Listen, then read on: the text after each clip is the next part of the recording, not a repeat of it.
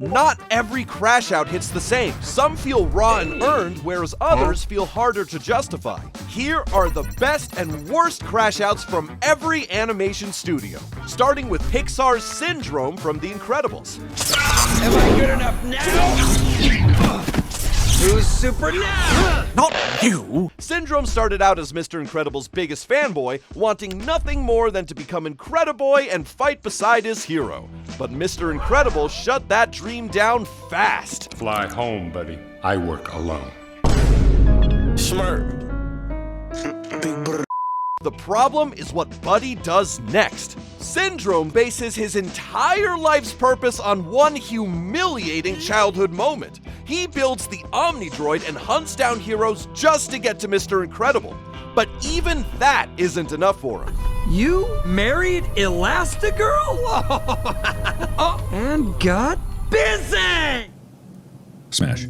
Syndrome's revenge stops being about Mr. Incredible alone and extends to his entire family. Ugh, seriously, how hard is it to get over something that happened when you were 10 years old? Eventually, Syndrome's plans to become the ultimate superhero fail. Instead of accepting defeat, however, he decides to take his crash out to a whole new level. Shh, the baby's sleeping.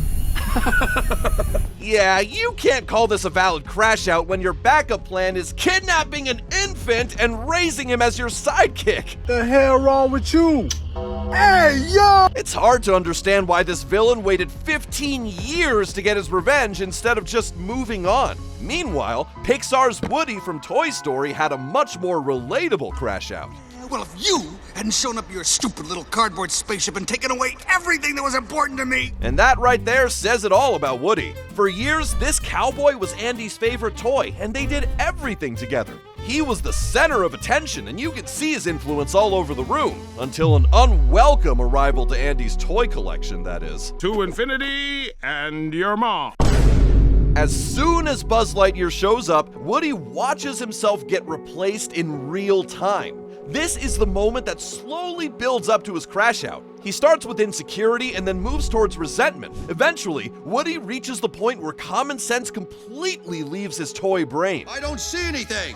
He's there. Just keep looking. You got issues.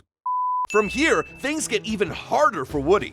The other toys blame him for the window incident, and now he has to find Buzz, clear his name, and get back to Andy all at once. The jealous tantrum now turns into a full panic spiral. And it doesn't help that Buzz can't grasp the concept of reality. You weren't the real Buzz Lightyear. You're an action figure. Despite being a toy, Woody's crash out is incredibly human. Some crash outs, however, are impossible to justify. You want me to be the bad guy? Fine. Now I'm the bad guy. Mother Gothel from Tangled spends the entire film manipulating Rapunzel under the guise of concern. It's bad enough that she stole her from the kingdom as a baby and locked her away in a tower. But anytime Rapunzel wants something as basic as seeing the outside world, Gothel whips out a fresh wave of emotional manipulation. Guess I always knew this day was coming.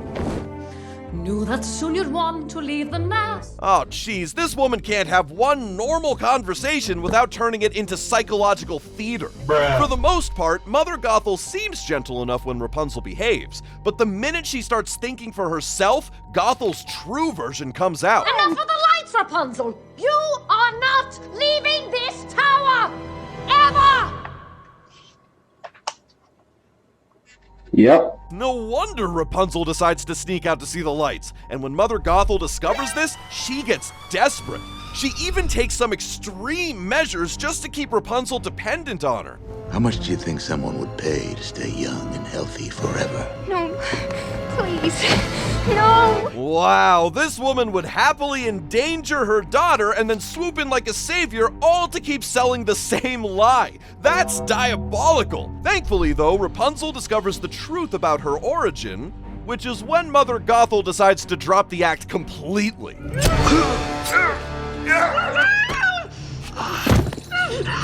Now look what you've done, Rapunzel. And that's That's why this stands as Disney's worst crash out. Her unhinged behavior comes from a place of selfishness and vanity, unlike Hiro Hamada from Big Hero 6, whose crash out stems from real grief. Do it, Baymax. Destroy him.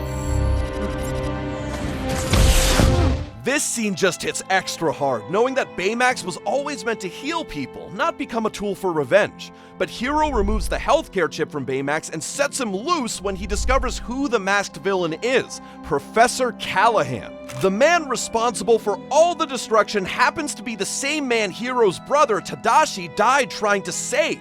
To find out that your brother's sacrifice was in vain must have been hard enough, but Callahan proceeds to rub salt into the wound. He went in there to save you. That was his mistake.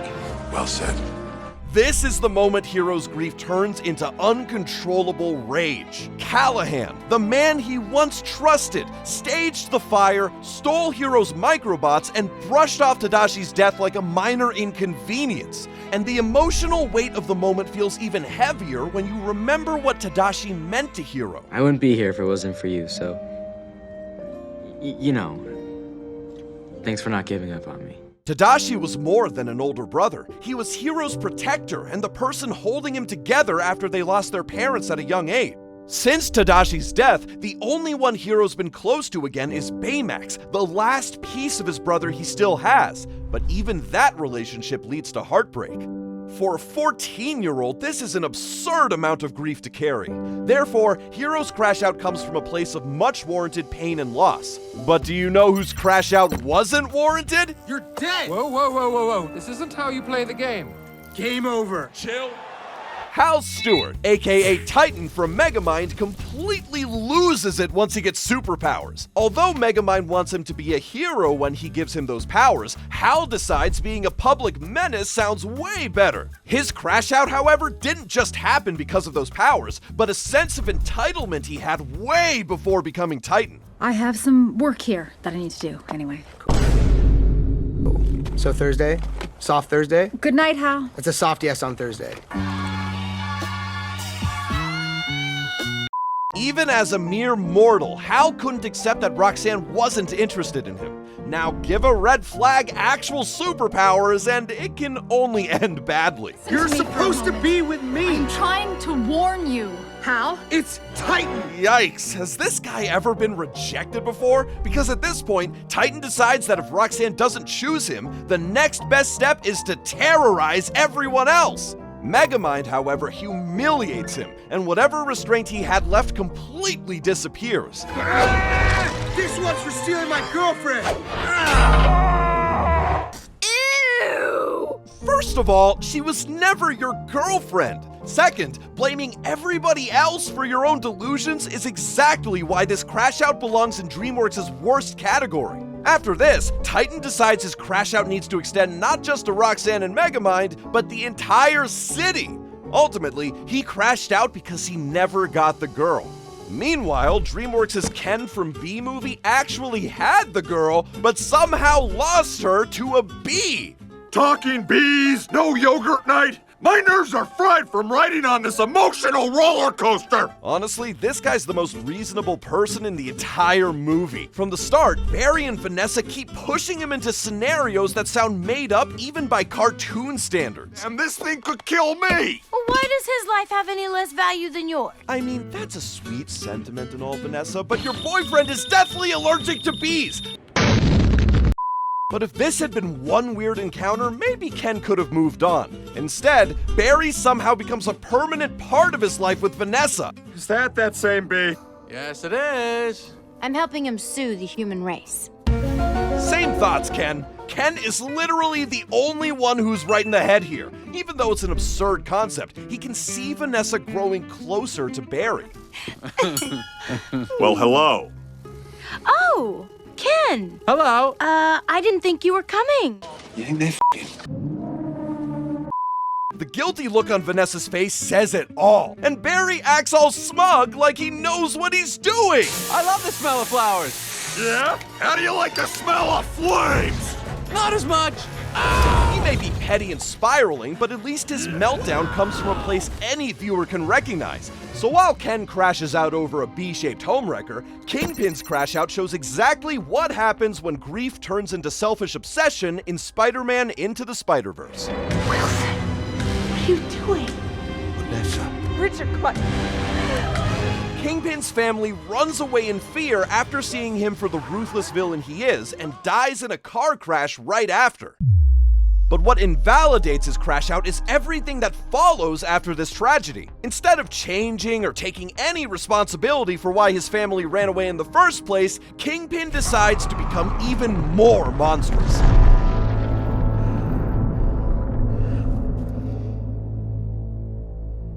Get rid of the body. Grief doesn't excuse murder, sir. The man was already cruel before the tragedy, but after he sets his mind on bringing back his family using the Super Collider, he's willing to kill anyone who gets in his way, even those loyal to him. The second he hesitates, Kingpin shoots the Prowler without another thought. Clearly, he'll do anything just to see his family again. However, even though he gets to see a version of Vanessa and Richard again, it doesn't go the way he imagines. Vanessa, Richard. What are we doing here? I don't know, Richard. Vanessa, it's me. You know me. We're leaving now. You've gotta feel bad for the guy. Even across realities, Kingpin's family still wants to get away from him. But it's hard to feel sorry for him when he decides to take out his rage on others. The real Spider-Man couldn't even beat me! You know! Kingpin's pain is understandable, but the response is completely inexcusable.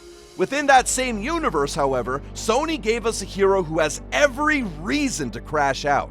This is a 14-year-old getting hit with grief and an utter sense of loss. Most teenage boys his age would be having a meltdown over seemingly small things, but Miles loses any semblance of the normal life he once had the minute he gets bitten by a radioactive spider. What really drives him over the edge, though, is when he discovers the man hunting him on Kingpin's orders is his own Uncle Aaron. Sadly, he never gets a proper chance to process this. I wanted you to look up to me. I let you down, man. I let you down. Miles therefore loses the one family member who always understood him. But that's only one part of his predicament. Miles becomes Spider-Man with absolutely no preparation, and the one person who could have guided him, Peter Parker, gets killed almost immediately. So before Miles even gets the chance to grow into the role, he's already carrying pressure most adults can't handle. And he can't even talk to his family about it. But in Spider-Man Across the Spider-Verse, Miles is somewhat acclimatized to his new role as Spider-Man, only for the Spider Society to make impossible demands of him. Miles, please understand. You can't ask me not to save my father.